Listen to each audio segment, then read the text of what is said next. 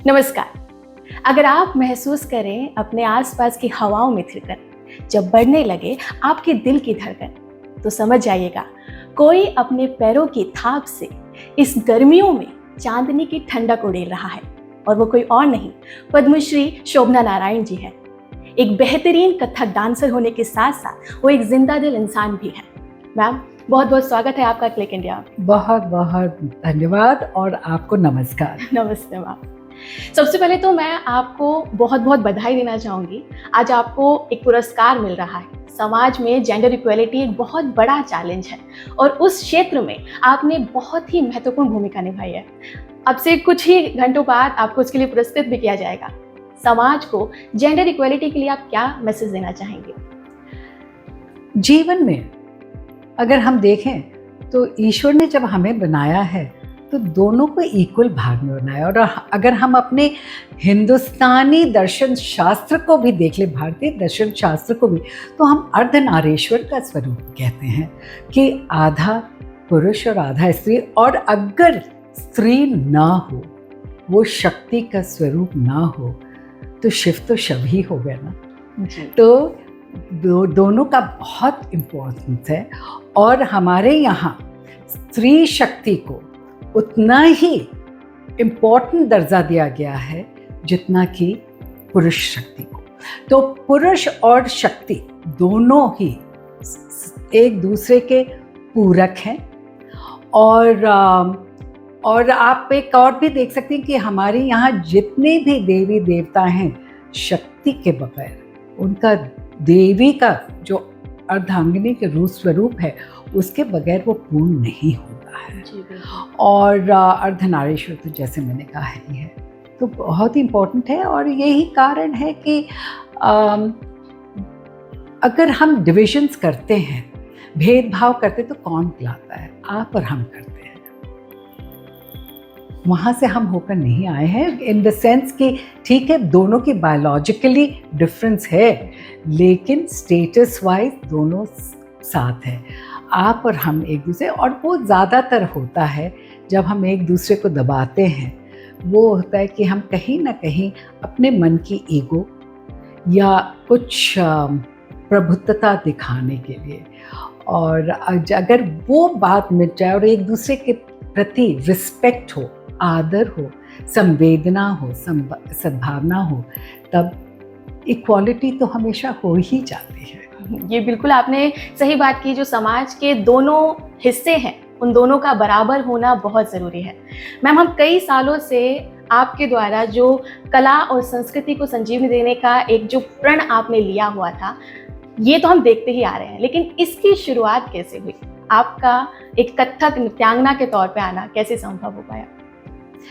ये तो कहूँगी कि शुरू से ही हो गया था। इसके पीछे एक छोटी सी कहानी है। मैं कहानी बता दूं? जी बिल्कुल, हम वही जानना चाहते हैं। जो मैं अपने पिताजी से सुनती थी, वो हंसते थे, और कि जैसे हर बच्चे में ऊर्जा होती है, तो मेरे में भी बहुत सारी ऊर्जा थी। तो मैं हमेशा कुछ ना कुछ करने के बाद कहती थी, माँ से रोने लगती थी, माँ अब मैं क्या करूँ माँ? माँ ने कहा, ना रे भैया, काहे को रोना धोना, नाचो। तो अब वो ही मैं कर रही हूँ, तब से मैं नाचते आ रही हूँ। लेकिन ये तो हुआ मजाक, लेकिन वो सचमुच माँ मेरी मुझे ले गई। मेरा जन्म कलकत्ते का था, क्योंकि मेरे पिताजी उस समय उनकी पोस्टिंग कलकत्ते में थी। तो माँ ले गई वहाँ साधना बोस के यहाँ, जो उस समय ज़माने की बहुत ही मशहूर डांस एक्ट्रेस थी। और साधना जी से मेरी मुलाकात हुई शायद बहुत दशकों के बाद, 1967 में। तब और वो मुझे बता रही थी कि तुम ऐसे आई, तुम वैसे आई। मैंने कहा क्या, कैसे आई? तो इसे कि तुम आई तो तुम इतनी छोटी थी कि तुम्हारी माँ को तुमको देख के ही मैं तो घबरा गई। और तुम्हारी माँ से मैंने बंगाली में कहा, कुलेरवाचनियश्चो, यानी गोद का बच्चा लेकर आई हो।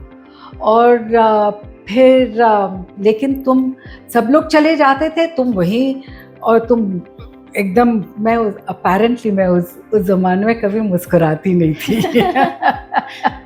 मैं बड़ी सीरियस थी, और मैं ऐसे करके सीरियस गई कि मुझे और सीखना है। तो साधना जी मेरे पैर पकड़ कर मुझे सिखाती थी, तब मैंने पूछा कि आप मुझे क्यों इतना याद रखती हैं, क्यों मैं तो इतने सालों से चाहिए। इसलिए कि तुम्हारा जो इंटरेस्ट था वो, और फिर उसके बाद तुम्हारे बारे में मैं खबर लेती थी, क्योंकि जब तुम दिल्ली आई तो नैना जी तो मेरी छोटी बहन है ना, नैना जी, तो उनसे मिलता रहता। जैसे माँ बाप बोलते हैं कि पूत के पाँव पालने पर ही पता चल जाते हैं, और उस समय जो आपकी पहली गुरु एक तरह से बनी, उन्होंने आपका जो भाव भंगिमा थी उसी से पहचान लिया। लेकिन आप एक जमींदार परिवार से बिलोंग करती हैं, तो क्या आपका जो ये नृत्य चूज करना या कथक चूज करना मुश्किल पड़ाव नहीं रहा आपके लिए?